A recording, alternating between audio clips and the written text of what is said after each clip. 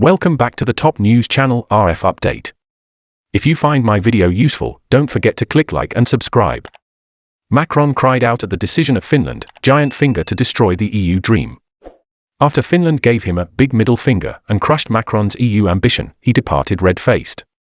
In the wake of Finland's big middle finger to him, Emmanuel Macron's hopes of EU defence and European sovereignty have been dashed. The UK have already left, thankfully, but over the years beforehand I remember seeing on different news channels about Greece, Italy, Spain. Now we see Poland putting their piece in also. Well, now it's France, even though their leader is leader at the moment anyway, but I wonder who is going to be leaving next and taking back their sovereignty? I might as well get the popcorn out and wait and see, because these countries around Europe and elsewhere will be queuing up. According to many readers, the French people are going to be in shock when they wake up one morning and find that France does not exist but is a federal region of the EU. Macron talks of EU sovereignty, not French sovereignty. April next year will be a defining moment, not only for France, but for many other EU members. Momentum is gathering apace against Macron. Let's hope it's enough.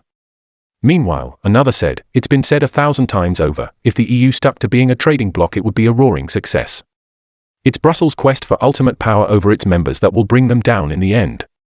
In a recent speech, Mr. Macron said, we must move from a Europe of cooperation within our borders to a Europe that is powerful in the world, fully sovereign, free in its choices and master of its destiny. Macronists sacrifice all of our interests in the name of their ideology. At the moment when France takes the presidency of the Council of the European Union, they announced its purchases of F-35s. Huge middle finger to Macron from them. They respond directly to what they think. A guy named Angry Engineer said, I think Macron needs to be available. There are actually over 40 countries in Europe, not 27. I can understand the trolls on here not knowing that, but Macron and other politicians should really know better. And so, we ask ourselves this. If the EU is so keen on bringing Europe together, why haven't the other 20+ countries been asked to join before now? The EU keeps on telling us how much stronger they are as a union, so let's see them put their money where their mouth is, and include the whole of Europe. We know this isn't going to happen, don't we? A man named Sycophatal said, any country which pursues policies which the EU feels do not uphold its core values will lose access to the vital funds. This is simple blackmail, nothing more. Do as we say, by what we tell you, or we economically cripple you.